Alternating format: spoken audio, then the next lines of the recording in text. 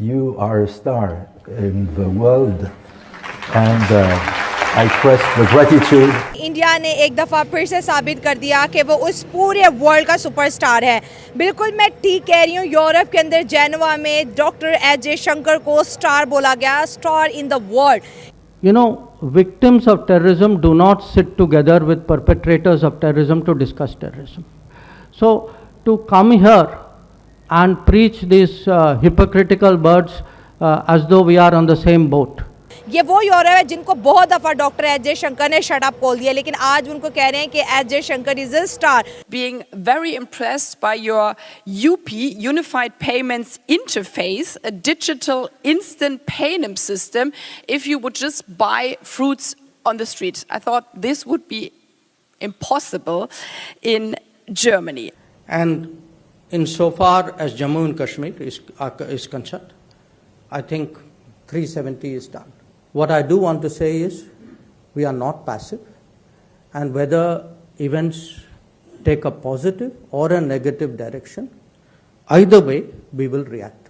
1992 was a very difficult year for us because we were looking at a very major economic crisis, and many of the reforms that we did then, I think, served us very well.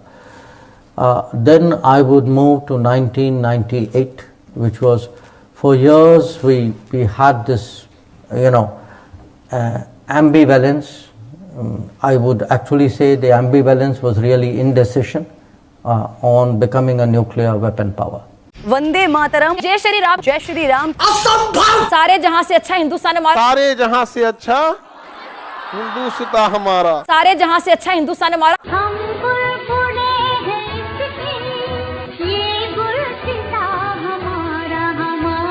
सारे जहां से अच्छा हिंदुस्तान हमारा।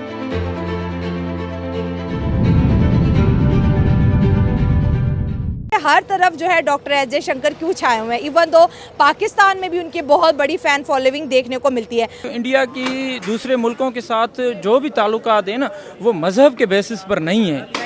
हमारे यहाँ पर अब देखें ना, हमारी स्टेट ने जो पॉलिसी बनाई हुई है ना, अगर हम अपने कॉन्स्टिट्यूशन को जो हम यहाँ पर हैं Islamic Republic of Pakistan, as such अगर आप इंडिया को देखेंगे ना, इंडिया एक सेक्युलर स्टेट है। तो आप जब सेक्युलर पॉलिसीज़ बनाते हैं ना, सेक्युलर पॉलिसीज़ का मतलब ये होता है कि आपकी जो पॉलिसीज़ हैं वो आवाम दोस्त होती हैं, आपने कोई बैरियर नहीं बनाने होते हैं। ठीक है, हम एक आज़ादी के टाइम जो बात हुई थी, तो इंडिया ने तब भी अपनी पॉलिसीज़ को लीनियंट रखा हुआ था। तो यही बात है उनकी फॉरेन पॉलिसी। अब देखें ना, जब भी किसी मुल्क की फॉरेन पॉलिसी की अगर आप बात करें ना, जब उसकी तारीफ़ होती है तो उसके पीछे एक तारीख होती है कि वो डिसीजन कैसे ले रहे हैं, उन्होंने किस किस चीज़ को जो है वो मद्देनज़र रखा हुआ है। अब देखें ना, मुल्क की जो भी ग्रोथ होती है ना, मुल्क की ग्रोथ में जो है वो सारे फैक्टर कंट्रीब्यूट कर सकते हैं। अब हमारे यहाँ अगर हम इसको आप अगर ये करें, यहाँ से कंपेयर करें, हाँ, अपने सागदार साहब भी तो फॉरेन मिनिस्टर, उन्हें वर्ल्ड स्टार क्यों नहीं कह रहे? वर्ल्ड स्टार, तो यही बात है ना, हमारी मैच्योर स्टेटमेंट्स नहीं है। अगर आप बिलावल भुट्टो जब फॉरेन मिनिस्टर बना था, तो फॉरेन मिनिस्टर बनकर बिलावल भुट्टो की एक, ठीक है हमारे नज़रियाती इख्तलाफ पीपल्स पार्टी से हो सकते हैं, मैं खुद सिंध से हूँ, हमारे बड़े उनसे नज़रियाती इख्तलाफ है, पर वो foreign minister as a foreign minister होकर कर रहा था, बड़े मैच्योर स्टेटमेंट। और ये बिलावल भुट्टो ही थे जिन्होंने कहा था कि मैंने डॉक्टर एस जयशंकर से बहुत कुछ सीखा है। अब यही बात है ना, हम अब देखें, अब फॉरेन पॉलिसी की जो उनकी जो तारीफ़ हो रही है, तो हमने उठाकर खोलकर उनकी जो है फॉरेन पॉलिसी को पढ़ने की कोशिश की है। जब तक हम इन चीज़ों को स्टडी नहीं करेंगे, जब तक हम इन चीज़ों को कंपेयर नहीं करेंगे, हमारे foreign minister Shah Mahmood Qureshi foreign minister रहा है, ठीक है, तो क्या पॉलिसीज़ थी, क्या बयानात थे, ठीक है। एक बिलावल भुट्टो जब फॉरेन मिनिस्टर बना, तो ठीक है, आपकी स्टेटमेंट से पता लगता है कि आप कहीं जाना चाहते हैं, आप कहीं नहीं जाना चाहते। आपकी फॉरेन पॉलिसी दुनिया लेवल पर एक्सेप्टेड नहीं है, तो वो जो फॉरेन पॉलिसी बना रहे हैं, अब फॉरेन पॉलिसी दुनिया की इंडिया पर नज़रें क्यों हैं, एज अ लॉजिकल, ठीक है, बॉर्डर के उस पार से भी लोग देख रहे हैं, बॉर्डर के इस पार से भी लोग देख रहे हैं, ठीक है। बॉर्डर के इस पार भी जो हैं वो सेम मेंटलिटी के लोग हैं, बॉर्डर के उस पार भी जो है वो सेम मेंटलिटी के लोग। दूसरी साइड पे अगर इंडिया को देखें, इंडिया ने 1992 में आखिरी दफा IMF से पैसे लिए थे, और उसके बाद इंडिया ने मुड़ के हमें तो बिजली की सब्सिडी नहीं दे रहे और वहाँ पे 80 करोड़ लोगों को फ्री राशन, दाल, चावल और गेहूं मिल रहे हैं। लेकिन यहाँ पर हम ये भी बात करेंगे, सारडाक सार भी तो हमारे फॉरेन मिनिस्टर है, उन्हें कोई ऐसी तारीफ क्यों नहीं मिलती। और वो पाकिस्तान को, इंडिया की बात करें, इंडिया ने बहुत सी जगहों पे पाकिस्तान को स्नब किया है।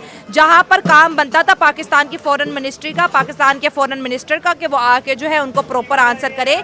इंडिया के जितने भी कहते हैं ना कि एक वो शक है या इंडिया के जो डाउट्स हैं उन्हें कम से कम प्रेस कॉन्फ्रेंस करके रिलीज तो करे। इंडिया कुछ भी पाकिस्तान के बारे में बोले, हमारी फॉरेन मिनिस्ट्री से जवाब कोई देने वाला बंदा ही नहीं है।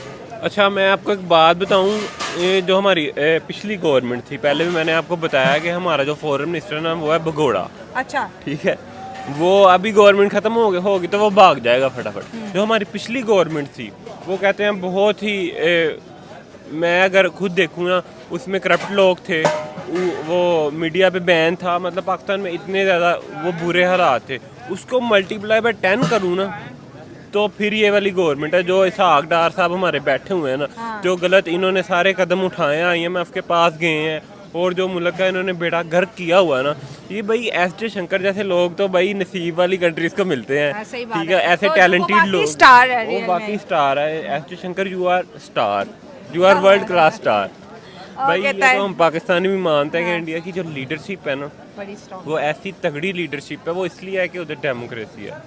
अगर एक बंदा 5 साल काम नहीं करेगा तो वहाँ तो उसको बाहर फेंक देगी। भाई वो लोग काम करते हैं, वो काम करके तीसरी बार आए हैं, वो ठप्पे लगा कर नहीं तीसरी बार है, वो काम करते हैं। वो इंडिया को उनका काम, अवाम को उनका काम नजर आता है। तभी तो यूरोप में उनके लिए तालियां बजाई जा रही है। बहुत बड़ी बात है कि यूरोप तालियां बजा रहा है, हालांकि यूरोप तो खुद बहुत ज़्यादा कहते हैं ना प्रेशराइज। चाइना हो गया, उसके बाद चाइना के बाद अगर देखा जाए तो यूरोप की आदत है कि वो अपने से छोटे मुल्कों को दबाता है। जैसे उस इंडिया को भी प्रेशराइज करने की कोशिश की, पाकिस्तान को तो वैसे ही दबोच लिया गया, बांग्लादेश, श्रीलंका। लेकिन इंडिया सबकी आंखों में आंखें डालता है, इंडिया सबकी आंखों में आंखें डालता है, इसमें कोई शक नहीं है। इसमें जब भी हमारी यूरोपियन कंट्रीज वेस्ट साइड जो भी है, किसी पे भी मुश्किल वक्त आए ना, तो वो कंधा इंडिया का इस खिते में, एशिया में इंडिया का ढूंढता है, क्योंकि इस खिते में सुपर पावर इंडिया ही है।